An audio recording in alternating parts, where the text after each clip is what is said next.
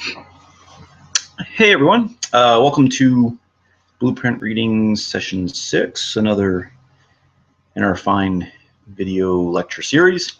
Couple quick notes of business before we dive into this session's topics. These videos that I record are recorded live. I do it during the day, typically when I'm off work.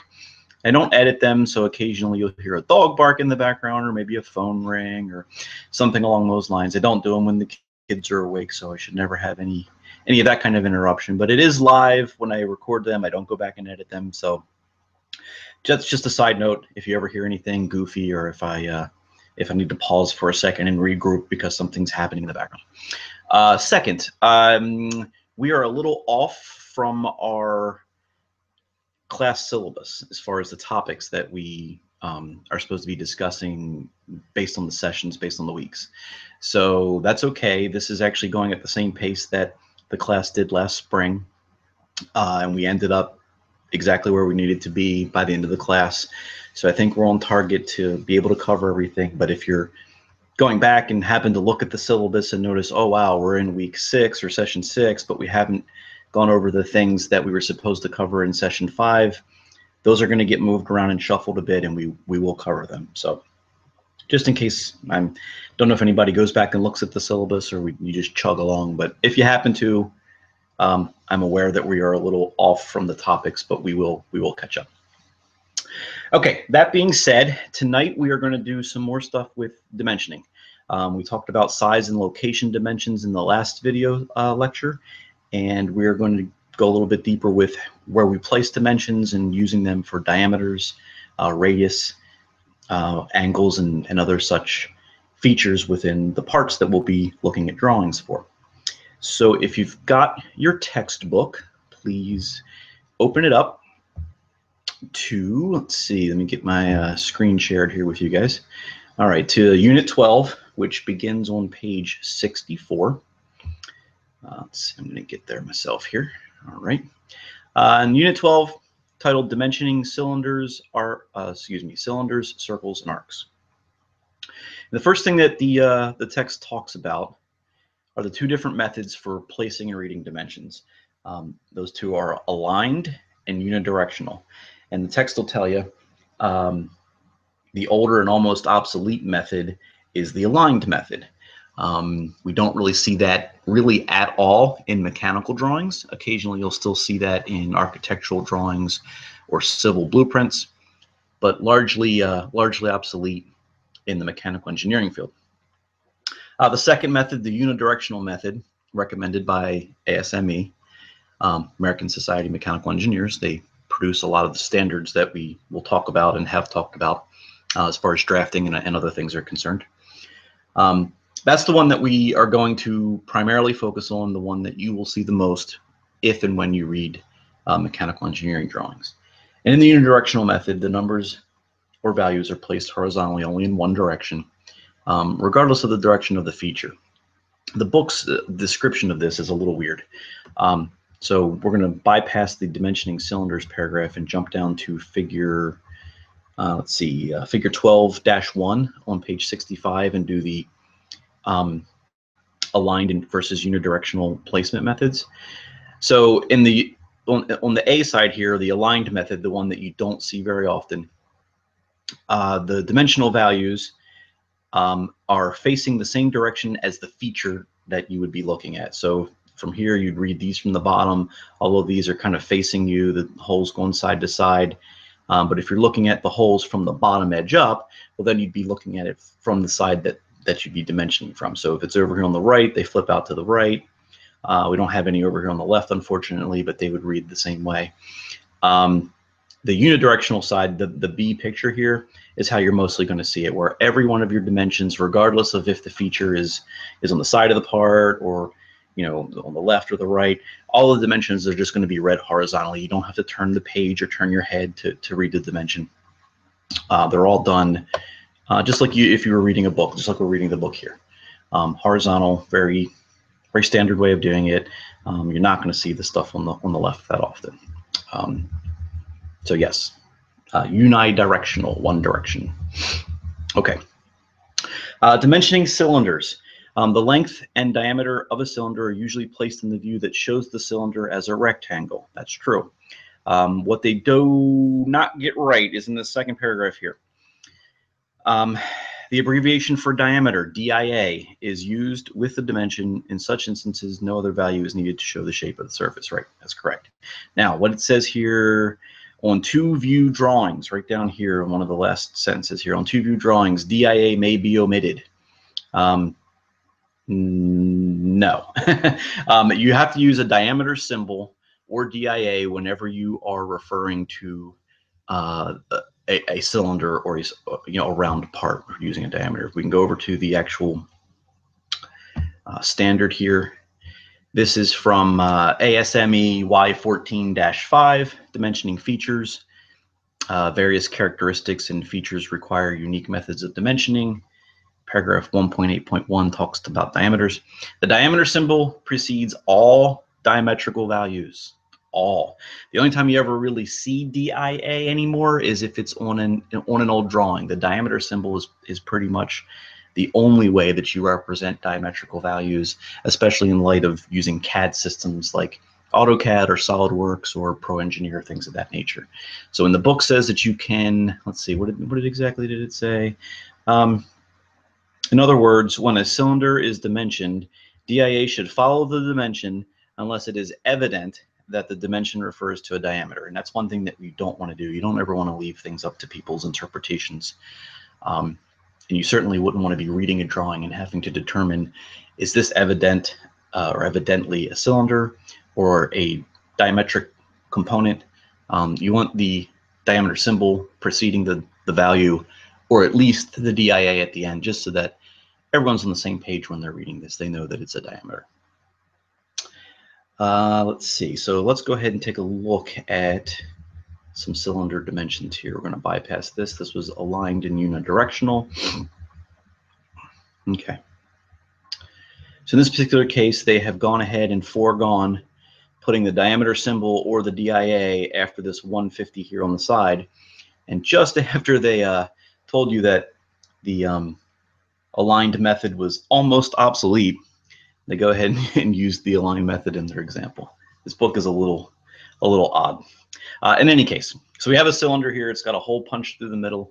That's represented by our hidden lines here in the front view. We flip it out to the side and we can see, yes, that is a diametric value. Yes, here we go. We have a diameter symbol and 5/8. So that hole is 5/8 of an inch in diameter. That's all the way across the circle or the hole. There should be a DIA or a diameter symbol here. We're going to bounce down here just a smidge. Okay, so when it says you can use a diameter symbol or DIA, this is what it's referring to. So we've got a one view drawing here where we're showing the stacked diametric components, either with the nice little circle with the slash through it or the value followed by DIA.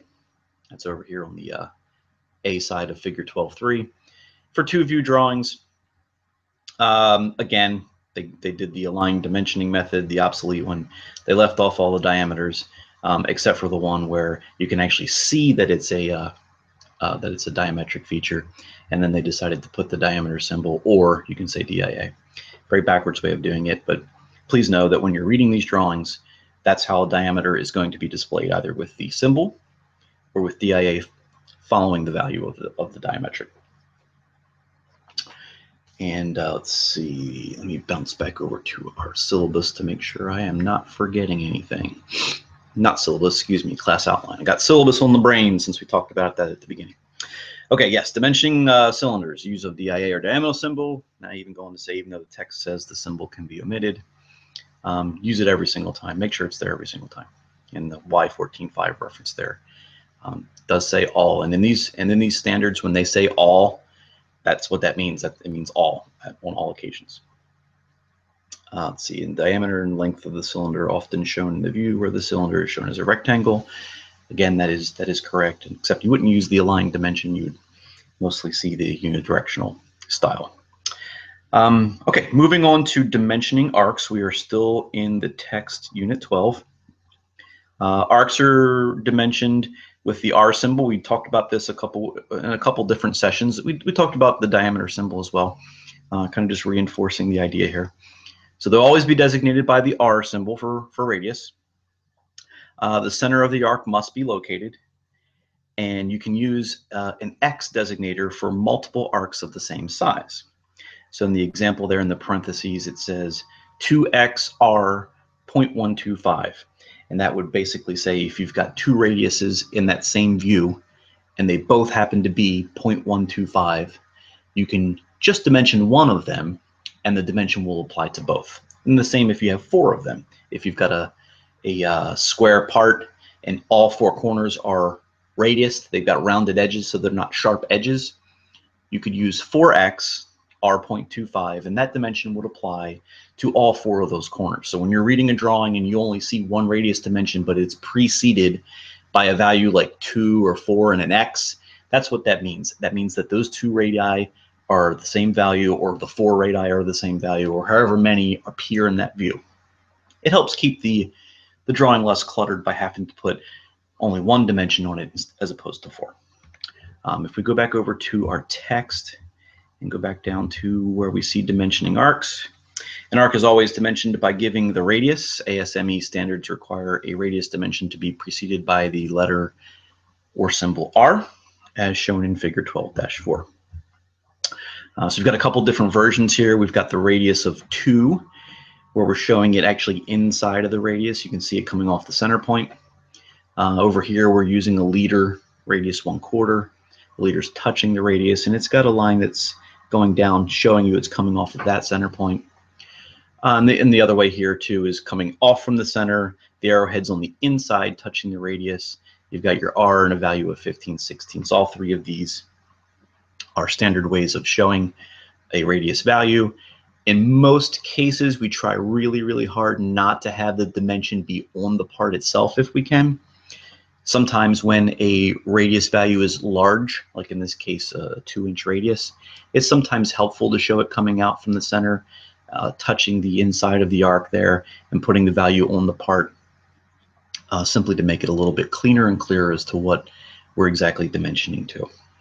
But all three are totally fine. You'll see all of those methods when you're reading drawings. If we go to figure 12.5, dimensioning radii from unlocated centers. And I don't think this is a different, oh yes, yeah, radii without locations, okay. So back over to our session 6 class outline. The next section after dimensioning arcs, radii without locations. Still designated by the R symbol, still have to have that precede the value. If a radius is at the corner of a part, location dimensions and center lines are not required. And we'll take a look at that here in a second. We have an example of that. And once again, you can use the X designator for multiple radii. So we bounce back over to our text, and we are now on page 67, dimensioning radii from unlocated centers. If you take a look down here in the, somewhere down in the lower right-hand side here, we've got this blue dimension. It says R20, and it's basically just at this corner.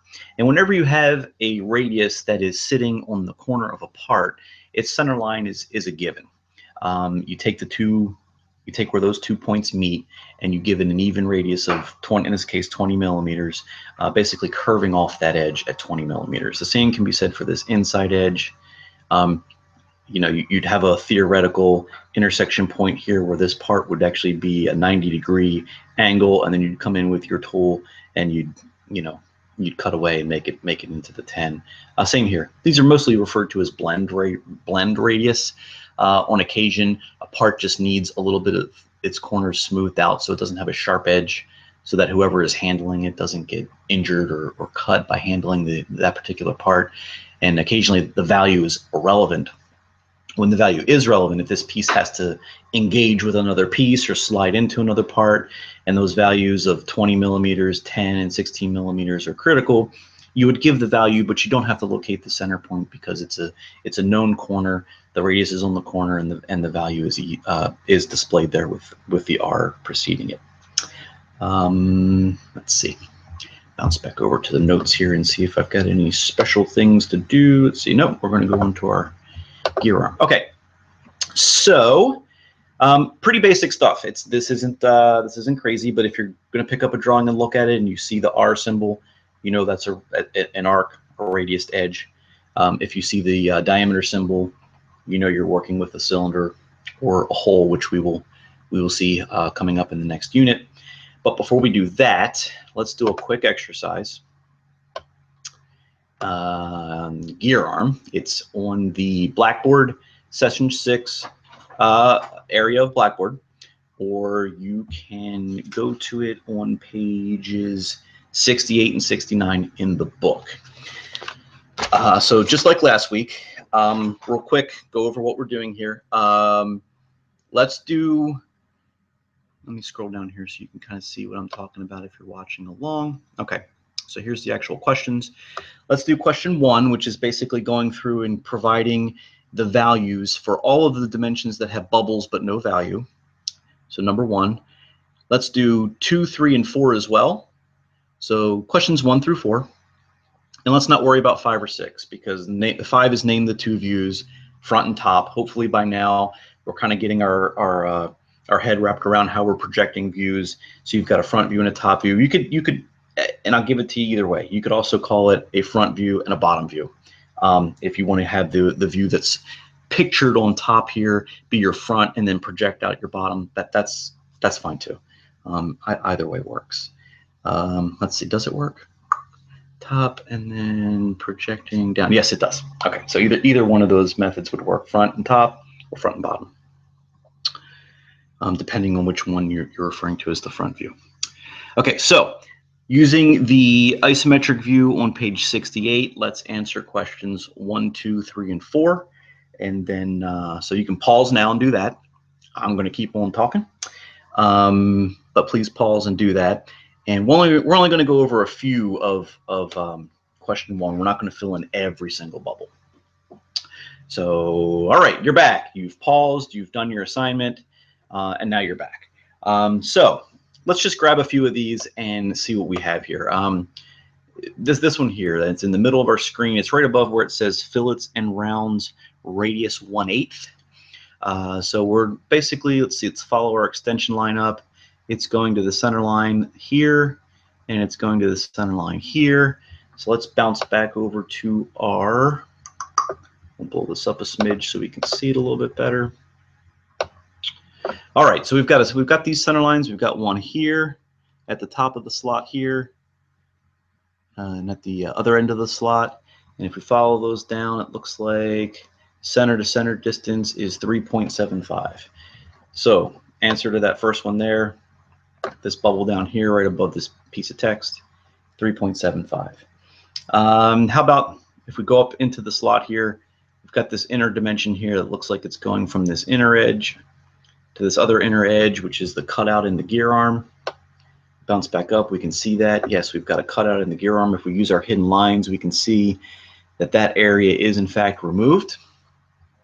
And from the inner line, or excuse me, the inner edge to the inner edge, looks like we have a value of 0.75. We can do the same thing while we're here. This 1.5 goes from the outer edge of this boss that sticks up to the far outer edge of the boss that sticks up. And that would be our answer for this guy here, for the second one. The outer edge of the boss here, the outer edge of the boss here. Now wrapping around here, this area that almost kind of looks like a racetrack. If we're looking at the top view or the isometric view here, that's actually a surface. That's that surface that wraps all the way around there. So you've got that piece missing, you've got that slot that's cut, and then a surface that sticks up above the gear arm. I'm hoping you guys can visualize that. When you're moving from the isometric view down here to the 2D front and top, or like I said, front and bottom, depending on which one you're calling the front. Okay, let's move on to number 2.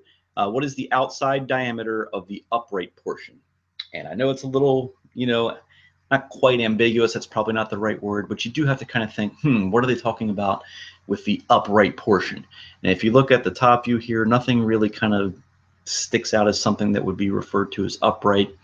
If you come down to the front view, I'm guessing right here what we've got is this being the outside diameter of the upright portion. This is the upright portion here, is what I'm guessing. That seems to make the most sense to me. Which is kind of odd because they have a bubble here that you would have filled in on on number 1, but so be it. Okay, so the outside diameter of the upright portion, if we're going back to our isometric view, well, let's take a look. Let's see, here's our upright portion in our isometric view. We've got the whole diameter that's going through the center, and then up here on top, got outer to outer. It would be extremely helpful and a heck of a lot cleaner if they'd put the diameter symbol here in the front, or at least the old school DIA at the end. 1.75 would be the outer diameter of the upright portion. You can see how that would be cleaner, I hope. I hope you're sitting here watching the video shaking your head like, yes, why did they not put the diameter symbol there? I don't understand. Neither do I. Textbook fail. Okay, so we're going on to question number 3. Give the overall length of the elongated slot. Just a second ago, we talked about that slot, that piece that's removed here. We've got kind of the racetrack surface that runs around it. That inner area there is the elongated slot. That's the removed material that we're taking out of our gear arm. And they're asking for the overall length of the elongated slot. Well, the very first thing we did here was we found the length from the center line on the left side of the slot to the center line on the right side of the slot, and we said that that was 3.75. Now that's center to center, doesn't give us the actual overall length. So then we'd have to think, okay, so how do we get out to the far edges on the left here of the elongated slot and on the right of the elongated slot? Let's bounce back up to our isometric view and see if we can pull some values for that. Okay, so center to center, we've got 375. And then the other question, one of the other bubble questions that we answered was the distance from the inside of the slot to the other edge of the inside of the slot. And we saw that was 0.75. Now that gives us the total distance across the slot. But what we're looking for down here isn't all the way across, because we're already coming out, if the mouse is moving around here on the far right center line here, we don't need to go all the way across. We just need to go from the center line out to this edge, and then the center line out to this edge, add that to our 3.75, and that's going to give us our total length. Just happens to be the way that radii work. They are half of a diameter, and what this is giving us is the full distance across. So we would take half of 0.75 to get out to here, half of 0.75 to get out to the left-hand side. Now, obviously, we take 2 halves of 0.75, and we're right back to 0.75 again, so that makes the math a whole lot easier. So this distance that we had from center to center was 3.75. We add in the 2 halves, which again gets us back to 0.75, which gives us an overall length of the elongated slot of 4.5 inches. Hopefully that makes sense. Got center to center distance, and then out to the 2 far edges. Questions on that, please email me. I can go through it a little bit cleaner with you. Take a little more time if you need it.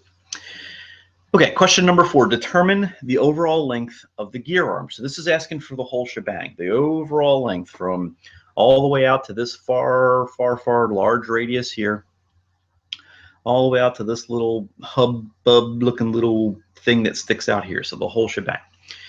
Now, let's go back up to our isometric view and see if we can pull a couple of values.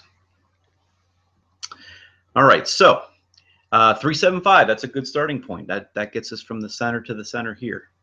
And we've even got from that center point out to the center of what they call the upright piece is 188. So we can take 375, add it to 188. Let's go a little further. All right, so from the center of the upright piece all the way out to, let's see, this is a center line going up to the face here. Okay, so another inch.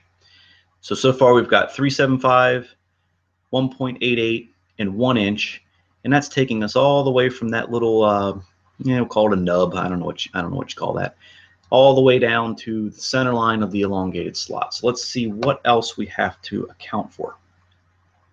Again, from our nub, we know what this is: 1 inch, and then 1.88, then 3.75. And then we've got to get from the center line out to this far edge here. So that's the value we're missing. We can add all those up and get our total length. Back up to our isometric view. I'm looking over here, I'm looking at the left, I'm not seeing anything over there that's giving me any kind of useful information to determine this total length. However, if we swing around and we kind of take a look over here, we've got this 2.5 inches, which is taking us from the outer edge to the back outer edge, which you can't see, but that's giving you the overall depth of the part, which is also, come down here, it's going to give you from this edge all the way out to this edge. So that's going to give you 2.5. Now, do we need that full length? We do not need that full length. We're only looking for the center out to the edge. So we're only looking for half of that length. So I'm going to grab a calculator here, and we're going to start adding up some numbers. All right, so we know, where's my calculator? See, this is live, doing it on the fly, just like I would if we were sitting in a class together. Okay, so back up to here, 1 inch. I'm going to go ahead and plug that in. And then 1.88, 3.75. What are we going to do with this 2.5? We only need half of it, right? We don't need the full distance all the way across. Scroll back down here for us. Come on, computer, keep up with me. All right, so we don't need the whole distance. We only need from the center line out. So half of 2.5, 1 1/4, gives us a grand total of 7.88. The overall length of the gear arm, 7.88. All right, hopefully that's straightforward enough. We're going to move along to size dimensions for holes and angles. Let's see, bounce over here, get us to the right unit. This is unit 13, starting on page 70. Uh-oh, failed to load PDF document. Probably means I have to log in again. Yes. Took too long. All right. So let's go to unit 13. All right. So unit 13 starts off talking about operations for actually putting holes in parts. It's good background information, and it does kind of feed in and lead in a little bit to some of the topics we're going to talk about in this unit, but not necessarily all that important for reading drawings. Starts off saying several job shops give diameters of holes that are either formed by drilling, boring, reaming, or punching with a leader, followed by, or punching with a leader followed by a note indicating the type of operation to be performed. It's just, you don't see it that much. I mean, I understand what they're trying to say. Basically a reamed hole. If you're going to ream a hole, that's for a really tight tolerance for like a force fit where you're going to jam a pin into it. So you want that hole to be created by an operation that's going to really make it as close to the true value as possible. So if you're going to push a pin or a rod into it, it's a nice tight fit and it sticks. You don't want it to be loose and sloppy. Punched holes, commonly done in like a piece of sheet metal, either by a hand punch, is a very, very sharp kind of, like you would think about a hole puncher, punching holes into a piece of paper, but obviously a much sharper, much larger tool. But the operations themselves aren't typically provided on a drawing, and if a really tight precision is needed, where you would do reaming, where you would use the process of reaming to make the hole, the person that's going to manufacture your part is going to look at the drawing, and they're going to see a really tight tolerance on there. It's going to say, you know, it's only going to be plus a very small amount and minus a very small amount that makes you say, wow, if I'm going to be able to make that fit between that really tight range, I'm going to have to ream this hole. I'm not going to be able to use a punch. So what we've got here on the screen is an example of where they're telling you, number 5 hole, which is equal to 0.205. Number 5 is the fastener size, and it says drill. It's telling you just drill it. And then these are 1/2 inch, 2 holes. Just drill those 2.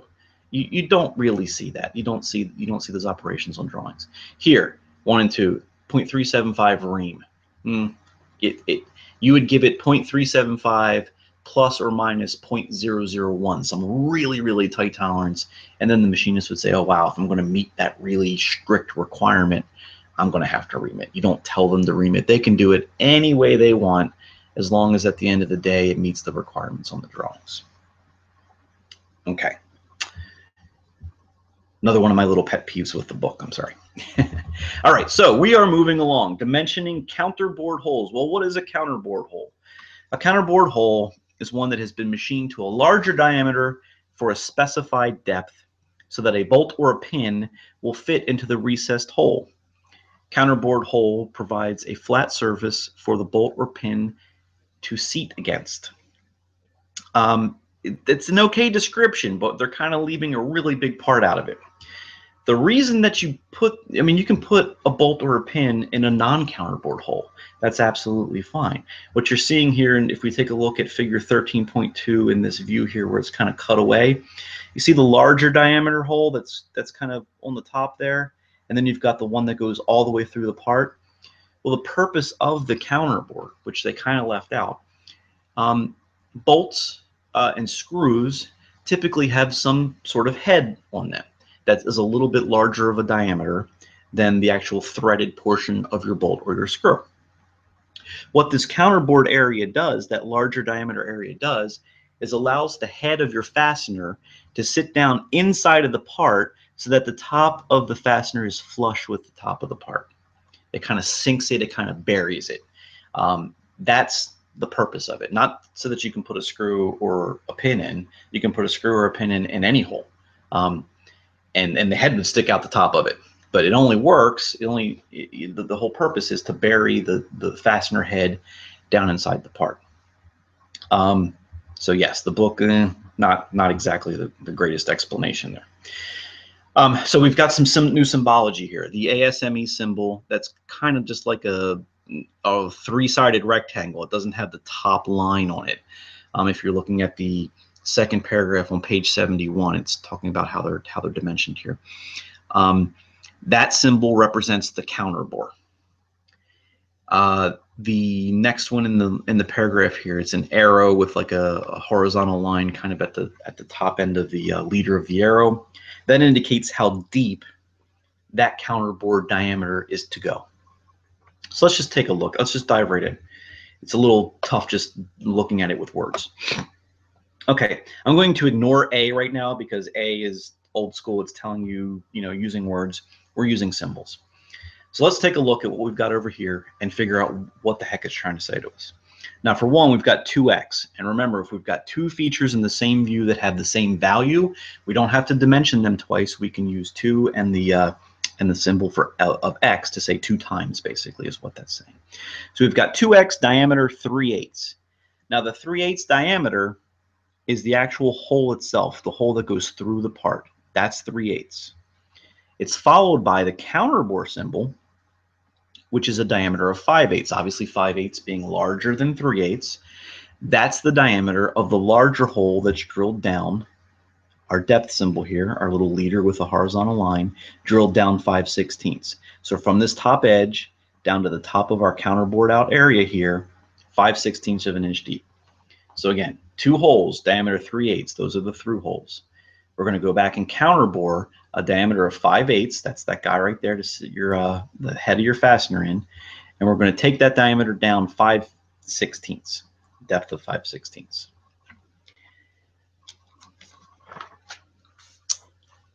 Hopefully that's straightforward. I wish, I don't know if sketching it on the board would have been any easier than looking at it in the book, but always, when you're reading a drawing, if you see a hole like this, that first diameter dimension is the hole that goes through the part.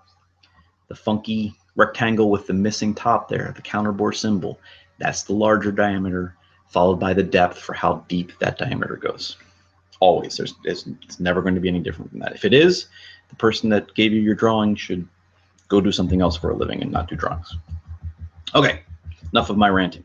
Okay, so counterbore holes give you a diameter down at a certain depth, but not all fastener heads are nice and square like that. Sometimes they've got some angle to them. And if you've ever dealt with screws or anything of that nature, you would know that they don't always have a squared off head. Sometimes they've got a cut that goes down. And kind of take a second and look at this countersunk hole. you know, that angles in for like a flat-headed screw that's got an angled head. This works a lot like the counter bore does. The very first dimension you're going to see when you've got a countersunk hole is the diameter of the through hole. So in this case, you have 3x, 1, 2, 3, again, using one dimension to do all three holes. Diameter symbol 0.328. So that means the diameter of the actual hole going through 0.328 inches. And then instead of that funky rectangle with the missing top leg or top edge, we have a V-type V-type symbol. That's a countersink symbol, followed by the diameter of the countersink, which is the outer diameter up here. So if you're looking at the screen, right at the top face there, this outer diameter, that's going to be the 0.62. And then what it's telling the person who's going to make this part is from a diameter of 0.62, cut into the part 82 inches. And the book does an absolutely horrific job of showing you what that, I said 82 inches, I'm sorry, 82 degrees. It does a terrible job of showing you what that 82 degrees means. What they should have done is had an extension line shoot out this way, an extension line shoot out this way. So if you see those two hidden lines there, if you were to put an angle dimension between them, it would be 82 degrees. You'd be cutting in from the outside of that 0.62 diameter, 82 degrees. Now, eventually, the reason we don't have a depth is because if you start at 0.62 diameter and you cut in at 82 degrees, you're eventually going to meet this diameter here of 0.328, and that's where you stop, and that's what determines the depth.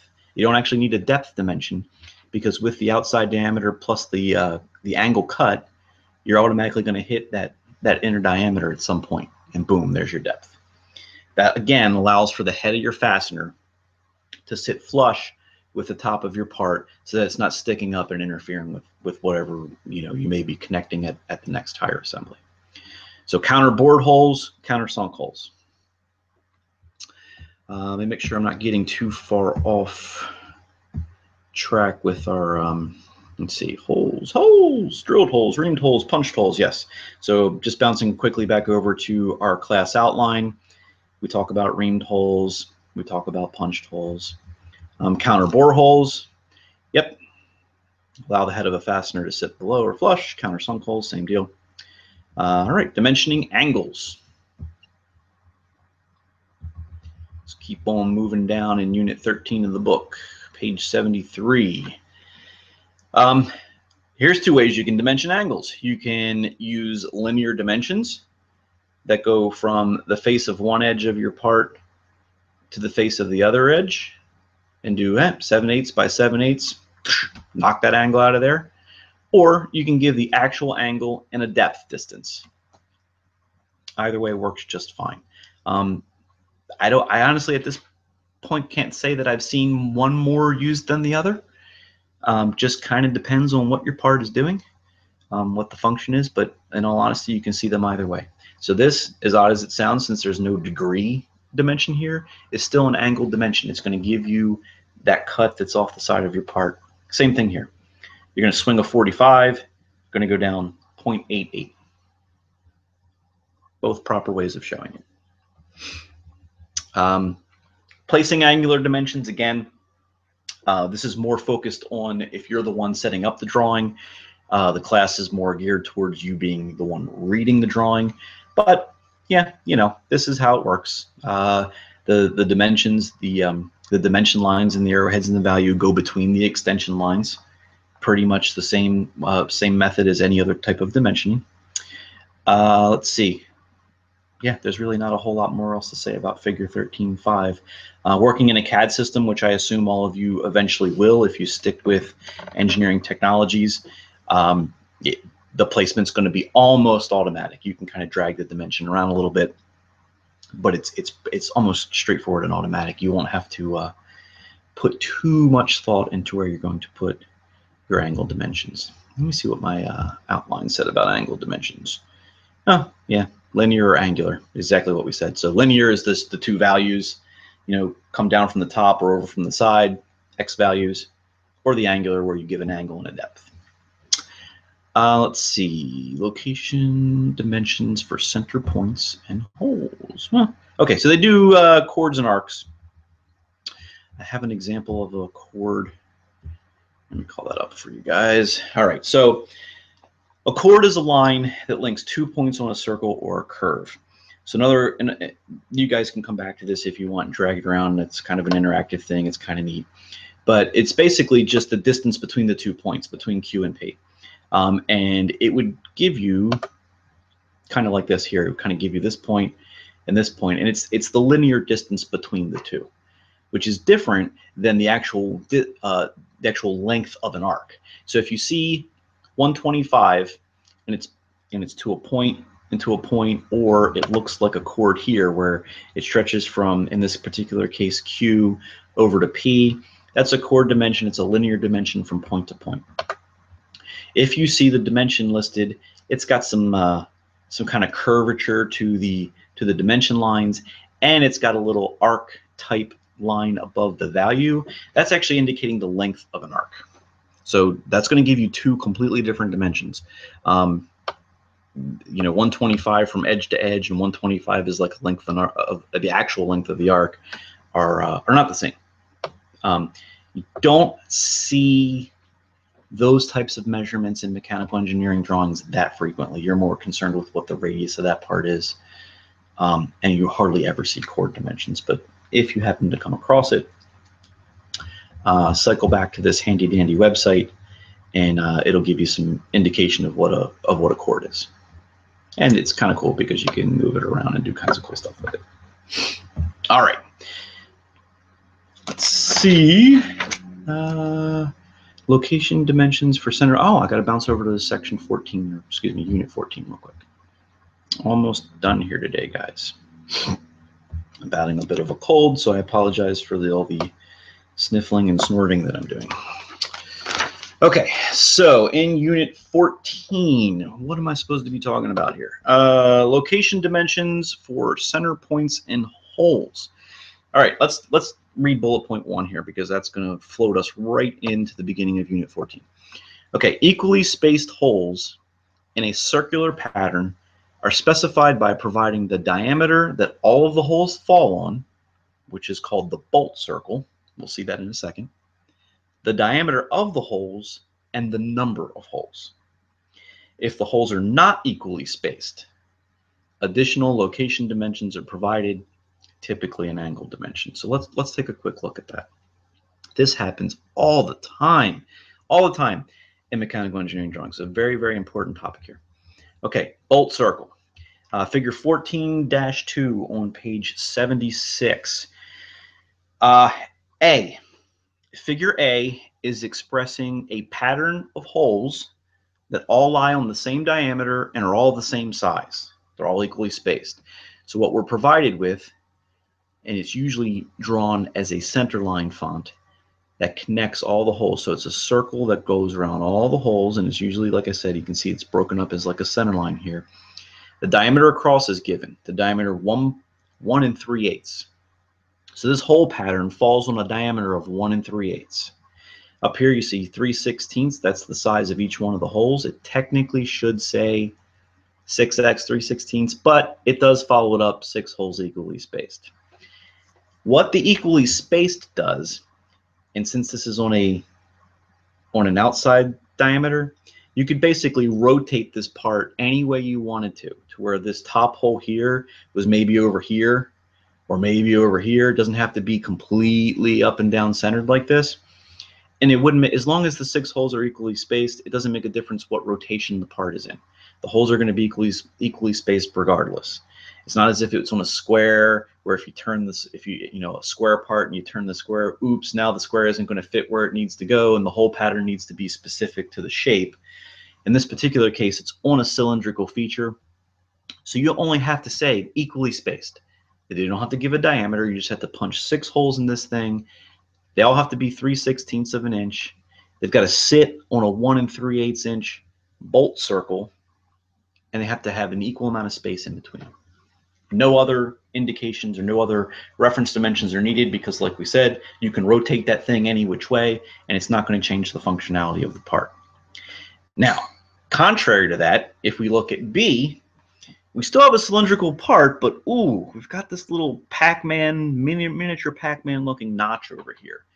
Now that changes things because now the location of these holes has something else to worry about. It has a little notch here.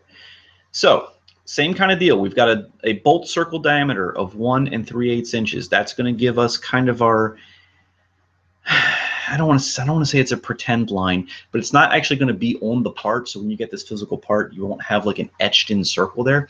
It's a reference for the machinist who's going to put the holes in. Okay, these holes are spaced on this diametric value of 1 3/8. And there's that phone that I told you guys about.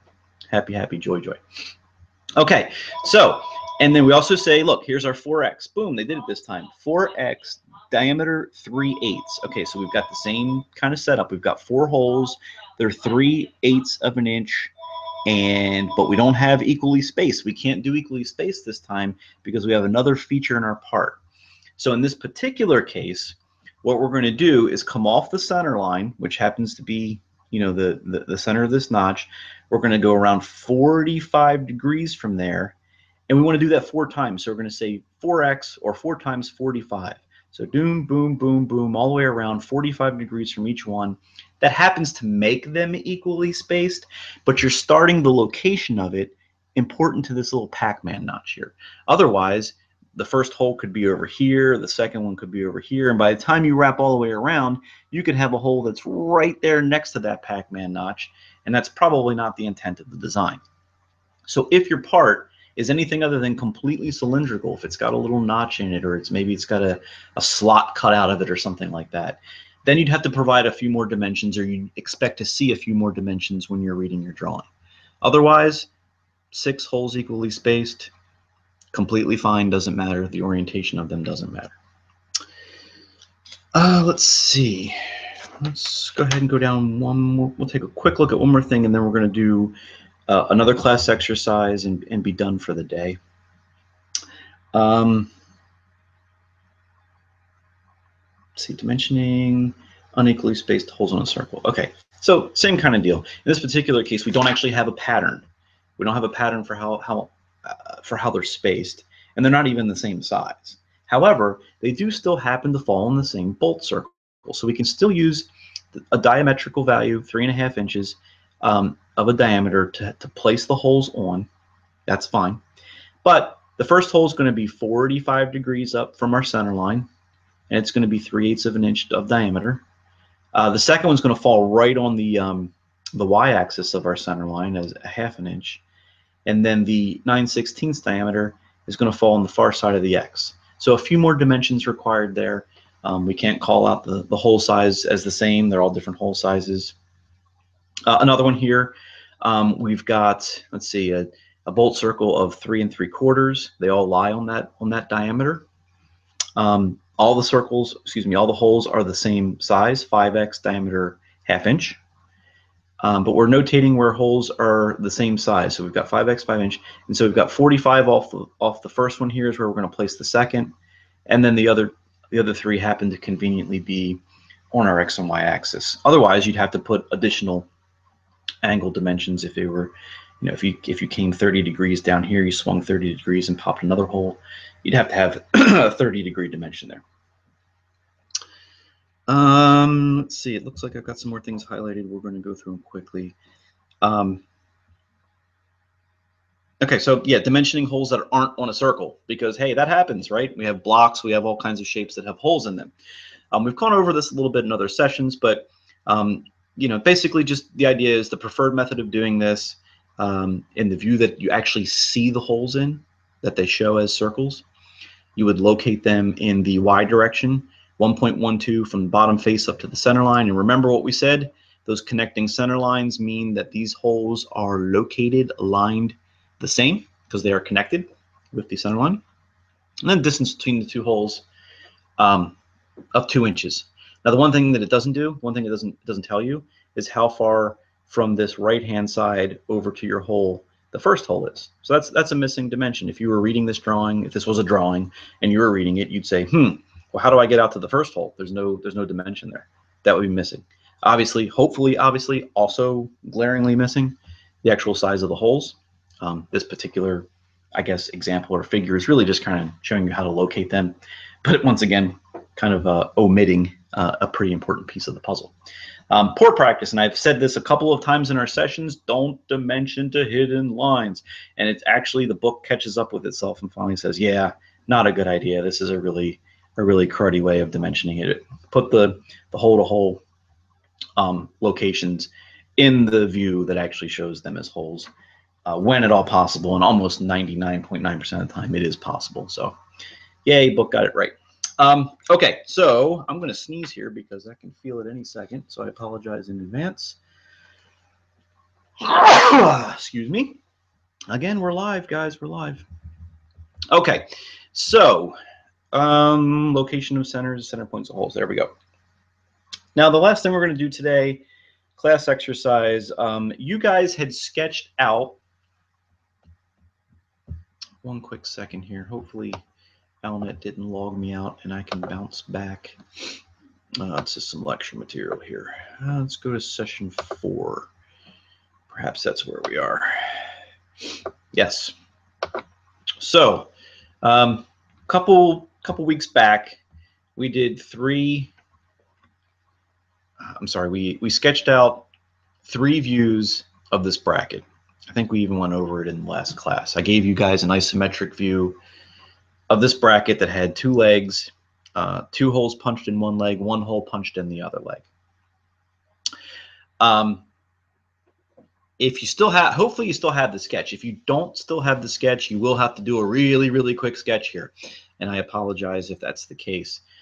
Or you could download this one, print it out if you want, and use this to do the next exercise on. I'm totally fine with that too. But what I would like you to do for the class exercise is either use the sketch that you still have of the bracket, make a new one based on, let's see, session 4. There's a thing called bracket exercise completed. You can use that. Sketch a new one, print out bracket exercise completed, or use the sketch that you actually did in class. I'm sorry if that's confusing. Hopefully you understand what I mean.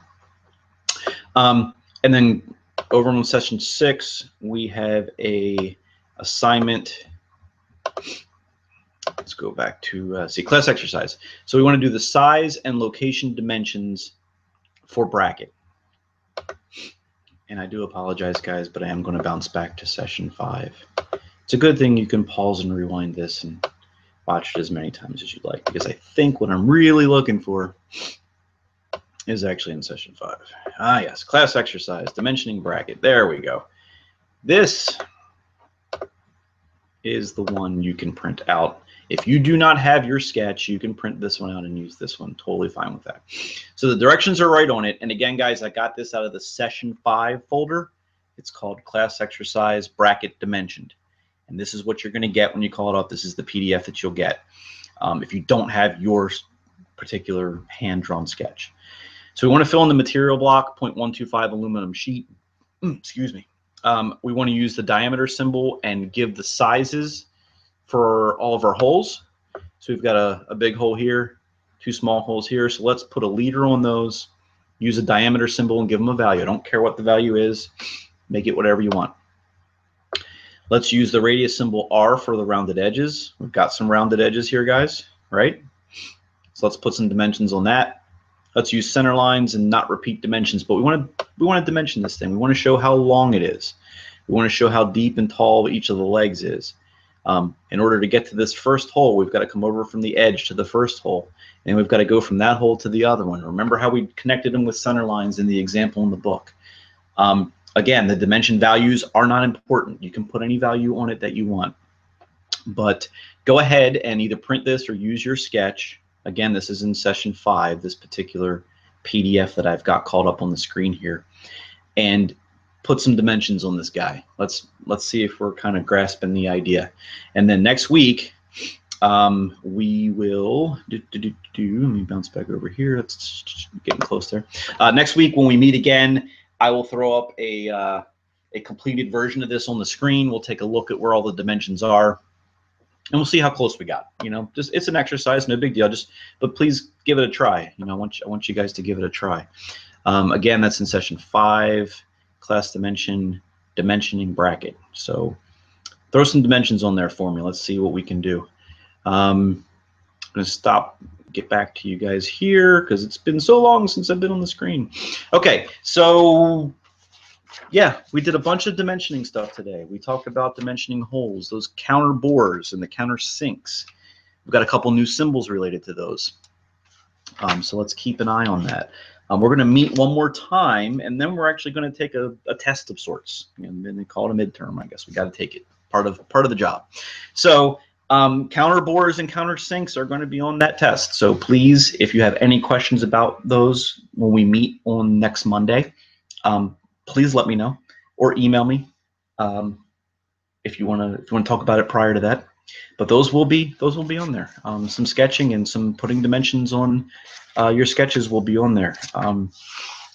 All that fun stuff. Being able to pull sizes and location dimensions off of things like we're doing in our class exercises. These are all the things that are important, that are critical actually to you guys being able to take a set of drawings and pull information off of them and know what they're trying to say to you. So please complete the class exercise. They're also, and I stopped screen sharing just a smidge too soon. There also is a homework assignment.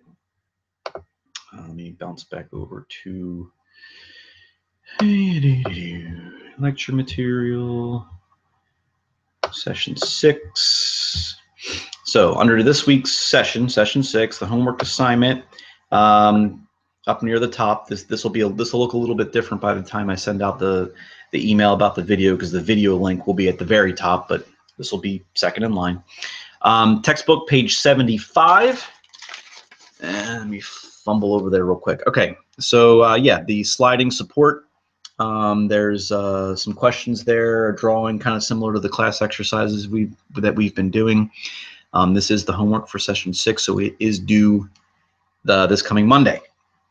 Homework for session 5, please get that into me, email that to me. That's the best way of doing it at this point. So please do that. Let's see. I'm back. Yeah, that's it, guys. Any questions on the dimensioning techniques that we talked about today, please don't hesitate to email me. We're going to get together next Monday, first time in 3 weeks, and we can ask questions and go through anything that may have been confusing on these videos. Then we're also going to start talking about tolerances, that pesky little thing that says it can be up to this big or down to this big, but not beyond that. And then some threads. So we talked about fasteners today and sitting the heads down inside of our part by using counter bores or counter sinks.